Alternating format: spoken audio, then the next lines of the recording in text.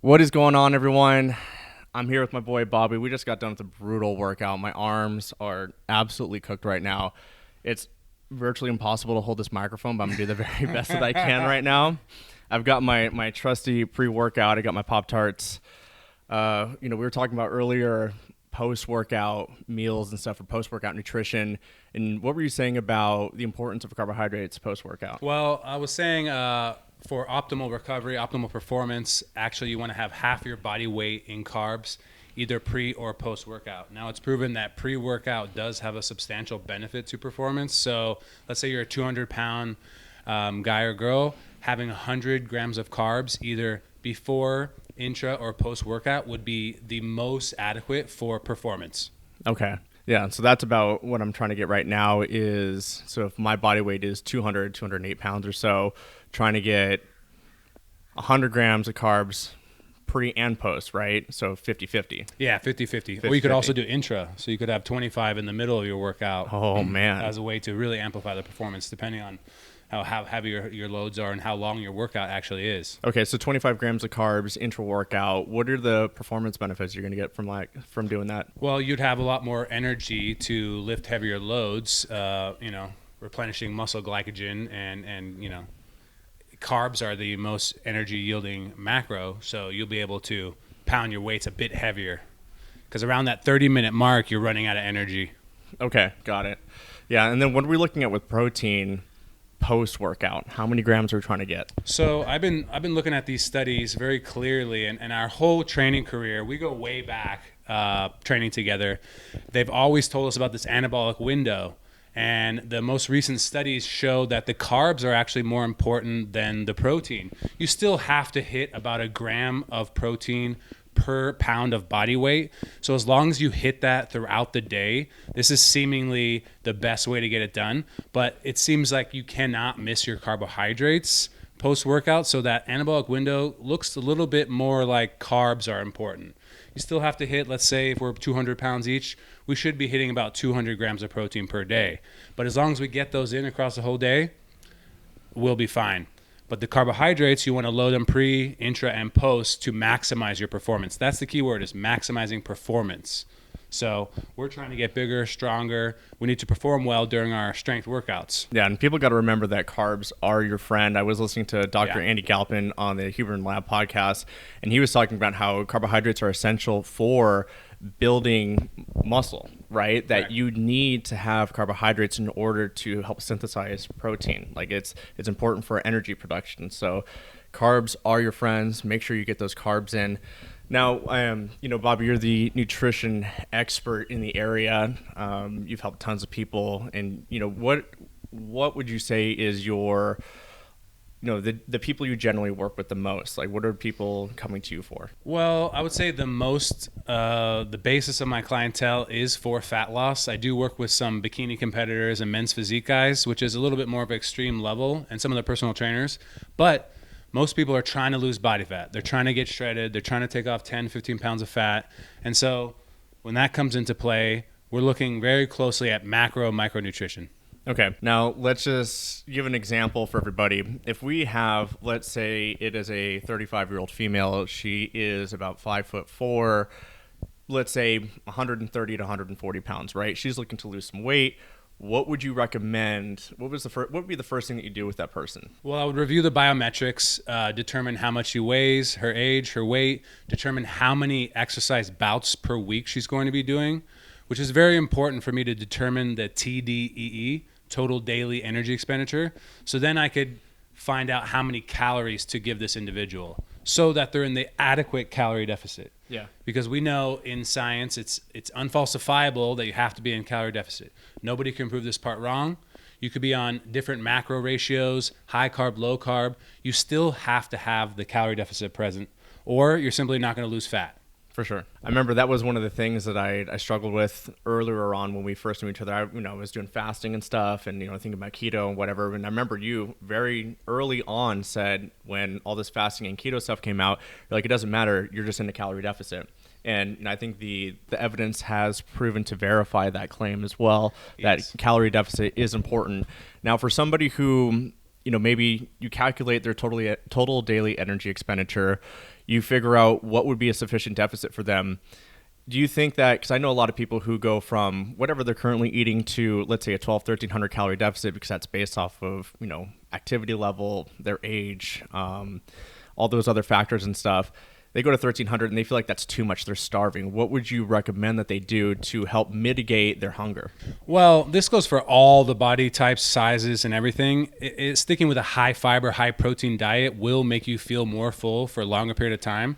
So there's a very few set of people that actually will have an appropriate calorie amount of 1,300 calories.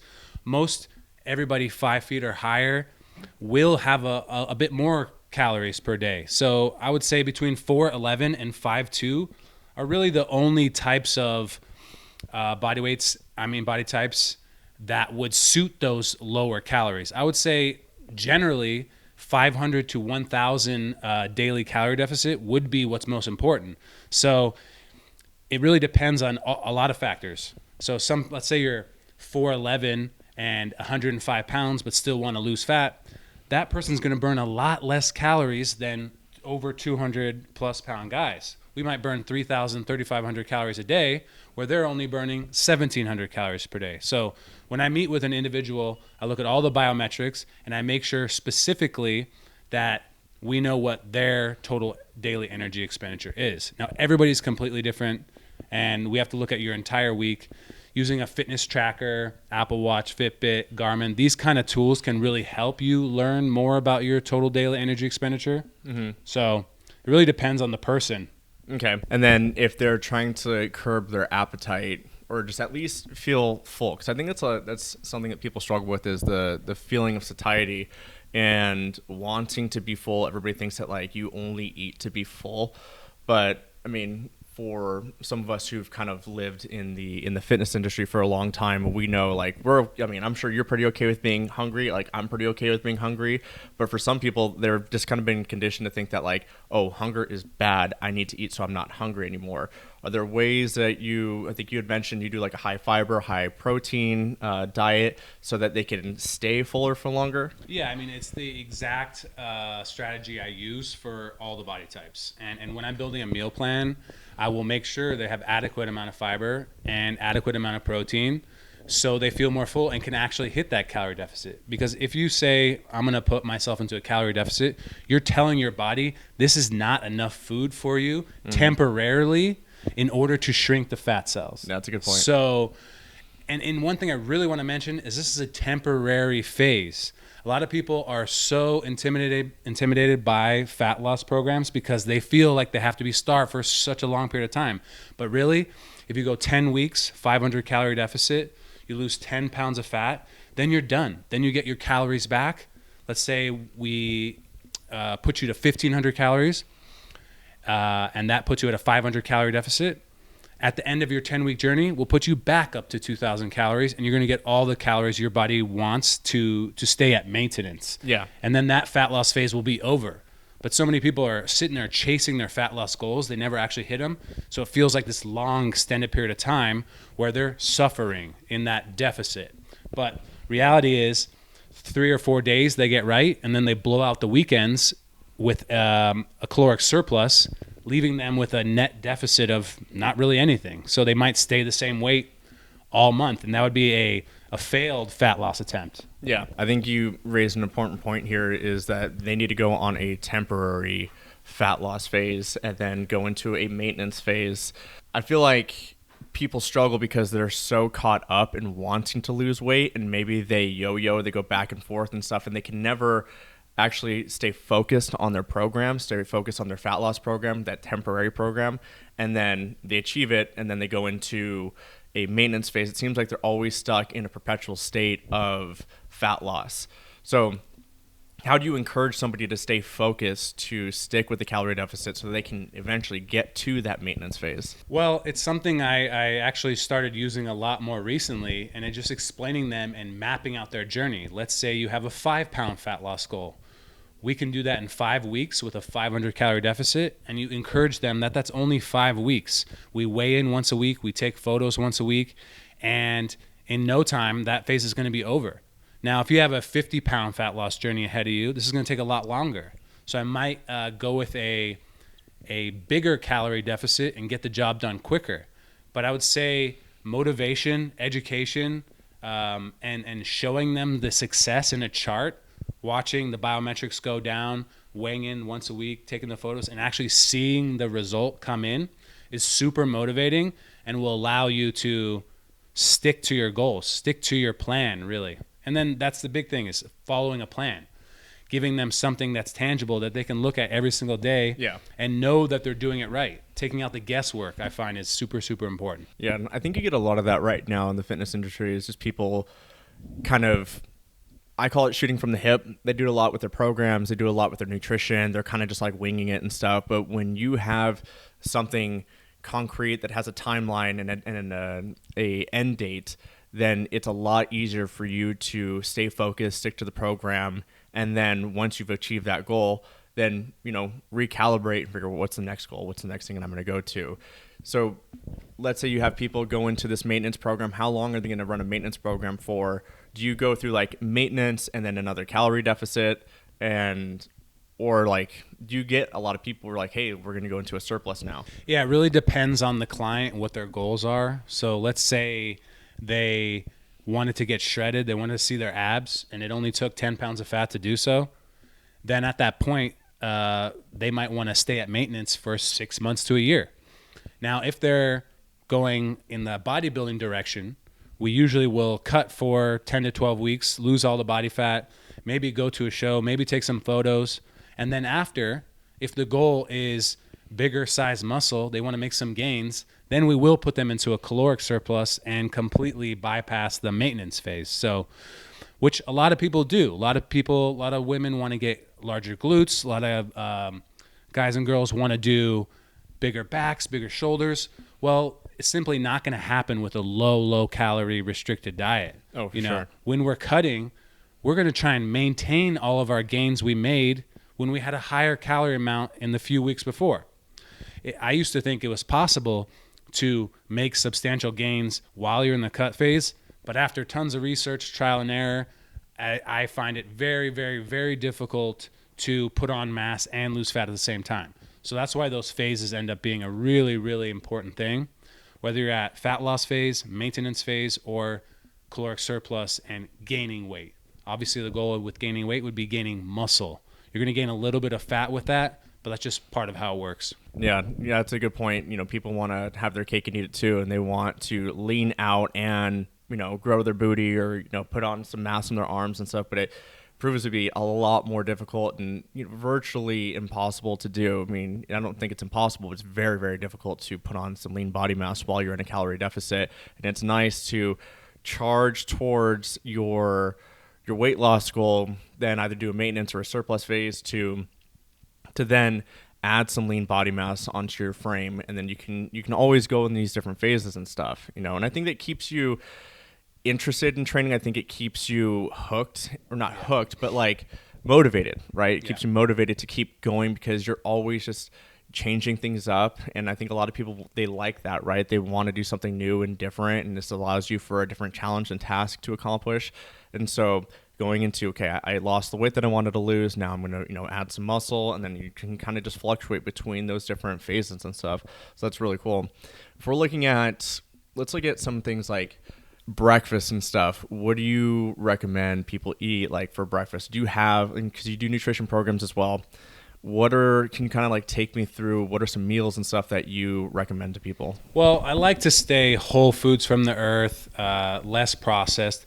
Now, with the processed department, just ignore these Pop-Tarts over here, bro. I was just going to say, nothing wrong with processed food as long as you like the ingredients behind them. When you're doing bulk phases, getting in those easier carbohydrates, those simpler carbohydrates will be an okay part of that process, as you're going to be getting the most of your diet from whole foods, fruits and vegetables. That's the basis of it. So, for example, some cooked sweet potatoes or some oatmeal. If you're going to work out in the morning, I might go with a faster acting carb like cream of rice, white potato, even some fruit pre-workout. So it really depends on the individual.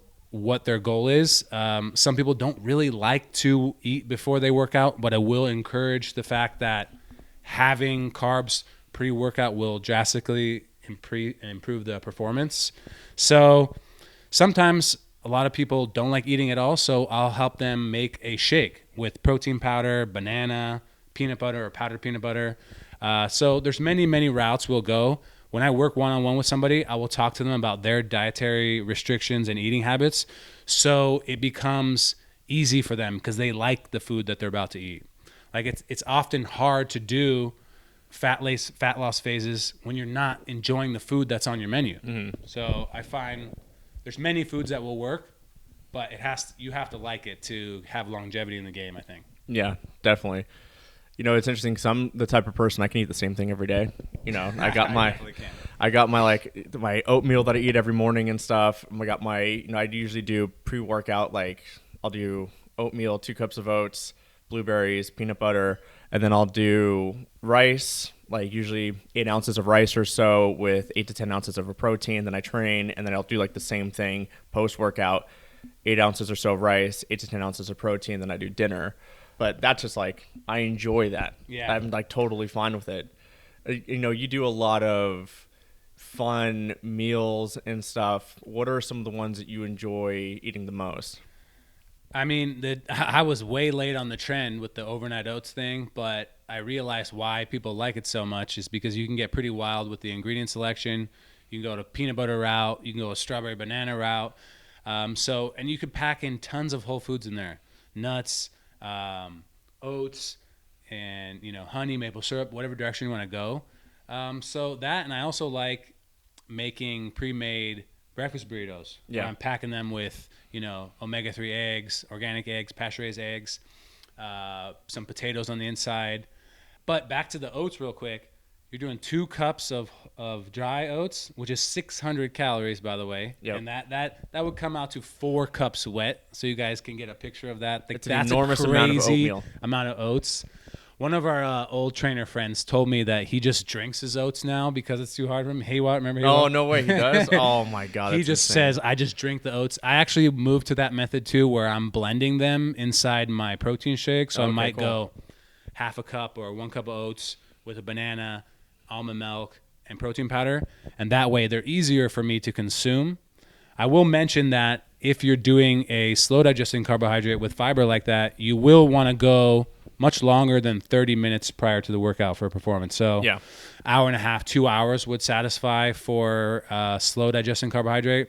If you're going to do a quick digesting carbohydrate, white rice, banana, that would be okay going 30 minutes prior to workout. Yeah. Even honey would work great. Yeah, that's typically what I do with my breakfast with the oats. I eat those things first thing in the morning, so it's usually around 7 o'clock.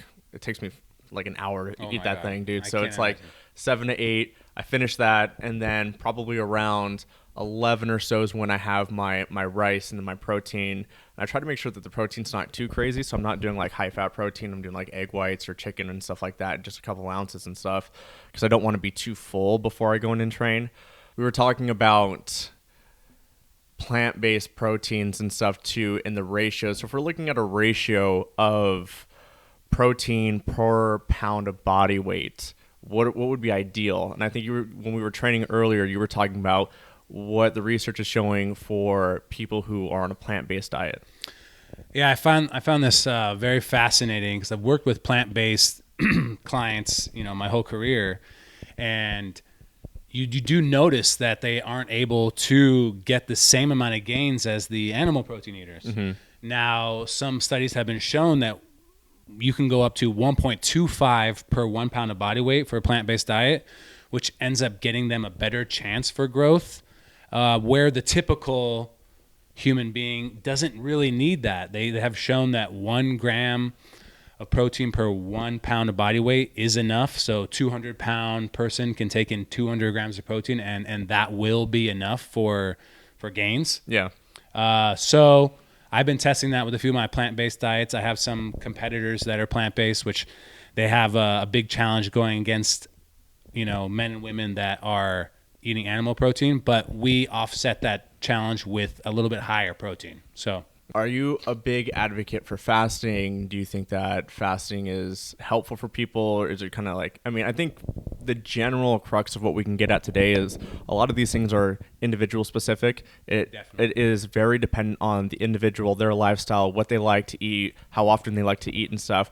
But people will kind of grab at things to look at as like, that is going to be my magic bullet, right? I'm going to do fasting. I'm going to do keto. I'm going to do this. I'm going to do that, because they think that that is going to be the solution to their weight loss problem. I think they actually know how it works first, that you need to be in a calorie deficit, and the fasting doesn't really change that for you. They realize that they can or can choose not to eat early in the morning. You could have fasting hours that allow you to eat before you go to bed. And some people like that because they sleep better. Now, just because we're fasting doesn't mean it changes your calorie consumption amount. Mm-hmm. So if performance is the goal, then I would say forget about fasting and make sure you do eat before you work out. But if you're just a typical guy who's not working out like Cameron and I are, and you're just trying to lose 20 pounds of fat, then you want to start eating at 11, that's not really that big of a deal, because they don't have a demand for carbohydrates before their heavy lift in the morning. They might be going straight to work. And if they want to start at 11, that is totally fine. Now, if they want to perform well brain-wise, having carbohydrates before they go into their work efforts, I would recommend that is important. So when we're looking specifically at fat loss, it doesn't really matter. Mm-hmm. What matters is that they get into appropriate fat loss for the amount of pounds, appropriate deficit, for the amount of fat loss pounds they want to lose per week. So we can go over those really quick. 500 calorie deficit up to 1,000 calorie deficit are the ranges I like to use. So 500 calorie deficit for 7 days would be 3,500 calories, and that's what it would take to lose 1 pound of fat.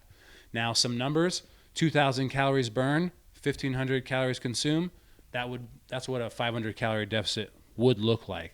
Now, when we're looking at fasting, we're talking about when they're going to consume these 1,500 calories. Mm-hmm. So it really doesn't matter if it is first thing in the morning or starting at 11.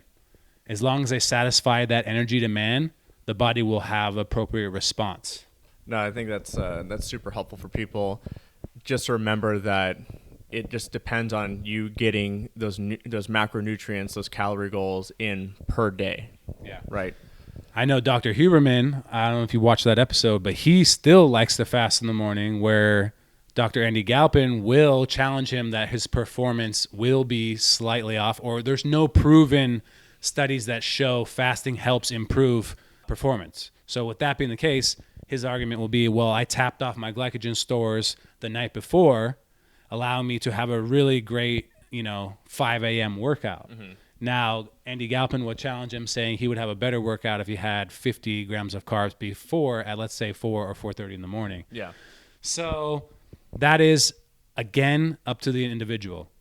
What are you trying to do? What are your goals?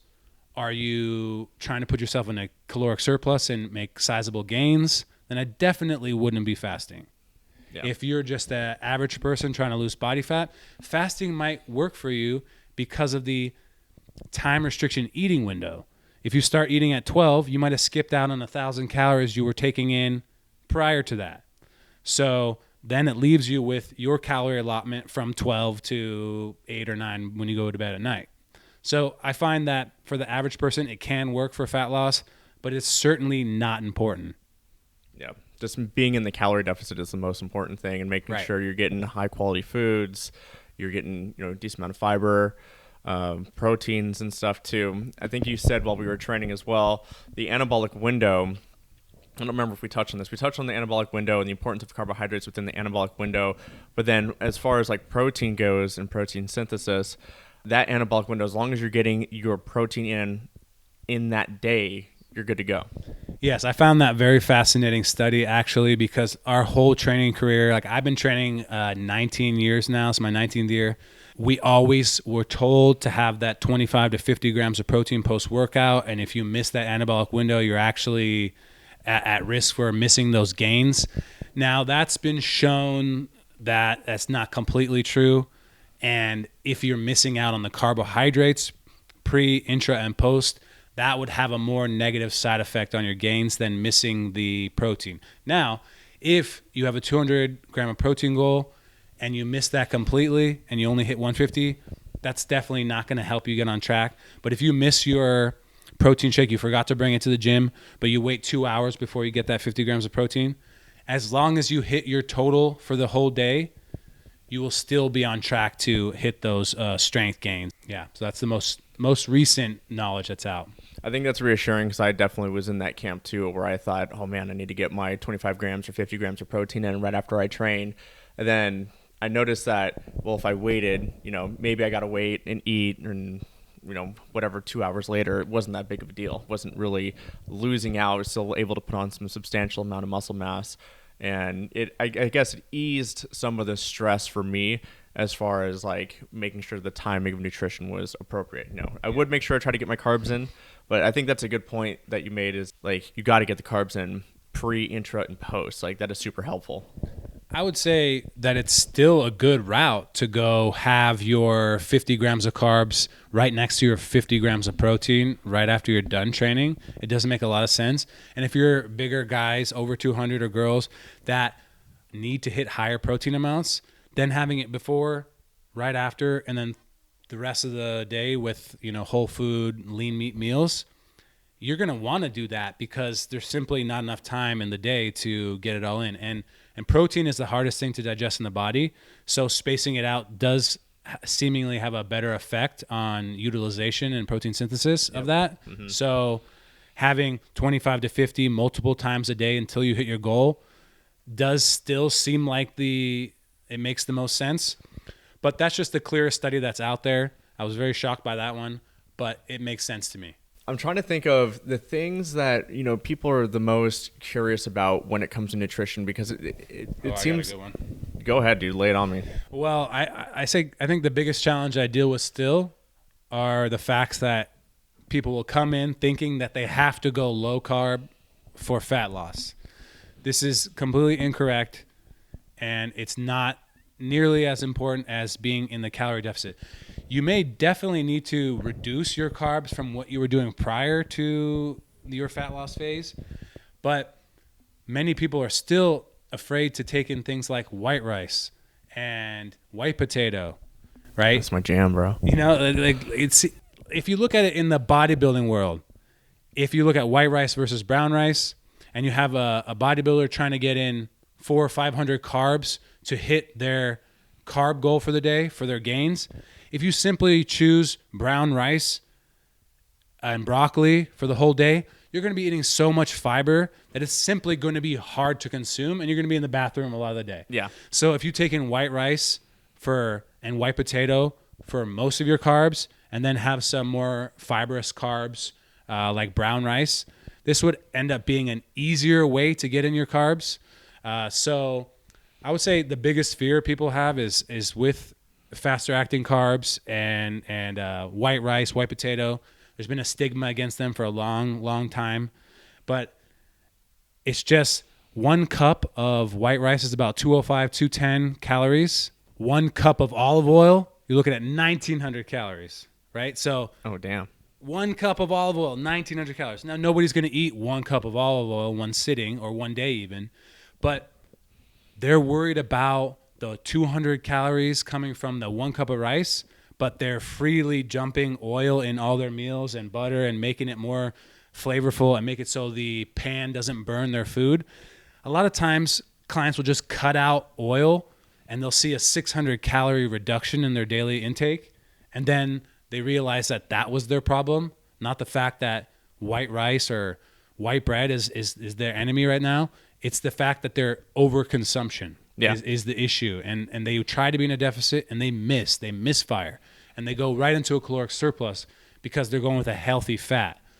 So I find that very, very common in my world is still being afraid of carbs, but not understanding that we're just trying to satisfy an energy demand. Like if you like high fat, then cool, we could pull your carbs down, but that's not the end game. It doesn't have to be the end game. You can go with different macro selections and ratios that would work for you. Yeah, that's super helpful.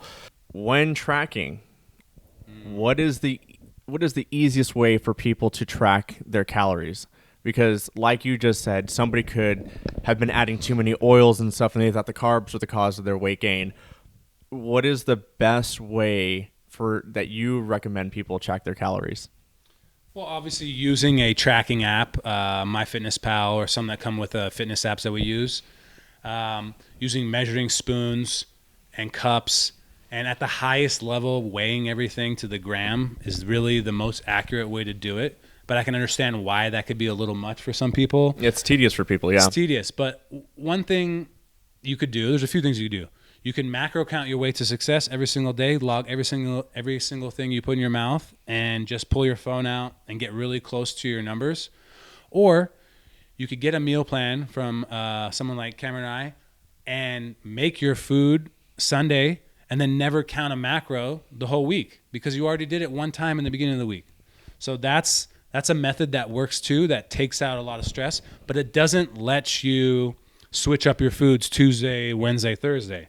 You would already had calculated once or maybe twice, 2 different versions of the same, let's call it 1,500 calories for someone trying to pull a 500 calorie deficit, burning 2,000. That's a good point. I think that I weigh all my food. I measure my food. I have to make sure that I'm hitting a certain amount of calories just for my specific powerlifting goals and stuff. And I need to know that I'm getting a certain amount of energy per day. And people will try to dance around this as much as they can. They try to eyeball things. And I mean, it's just amazing how inaccurate it is when you try to eyeball how many ounces of protein are in your meal or how many ounces of rice and stuff. Or people just like to go like, well, it wasn't, it was like a quarter. I'm like, how did you know you ate a quarter of that burrito? Like you took out a ruler and you're like, yeah, that's a quarter right there. Well, I would say that's a good point because a lot of people say, I'm eating healthy. You don't understand, Bobby. I'm eating white rice. I'm eating broccoli. I'm eating chicken. You don't get it. It's not working for me. I said, do you mind if I see your food log for the last week? And then they'll come up with well, they're just guessing, right? So they're just guessing. They are eating healthy nutrients, but they have no idea how much gas they're putting in. I use this reference all the time. Let's say we have a 20-gallon gas tank, okay? How many times do we put 30 gallons in that 20-gallon capacity gas tank?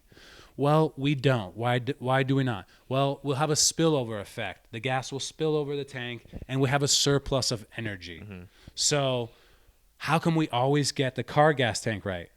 Well, there's a gauge on it. It clicks. It tells us when it's full. So tracking your food with a food tracking app like MyFitnessPal, this is the way you know you've satisfied your energy demand. So once they hear that, they go, really? It really is about the calorie deficit? Yes, it's about the calorie deficit. So our other conversation was about accurate tracking. I do some comedy reels about this too, where people will be weighing their food and they're eating it at the same time they're weighing it. Well, you're paying attention. I definitely haven't done that before. Yeah, I've never done it either.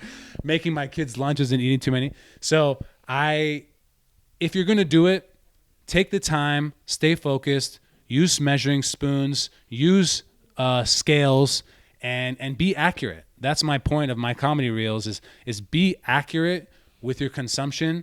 Get this done in one shot. Don't frustrate yourself by eyeballing because it's never as good as when the numbers are measured accurately. Yeah, 100%. And I think for any of those people who are like, oh man, like I really have to measure my food, maybe some people get discouraged with the fact that they have to measure. You have to confront this and you got to measure it.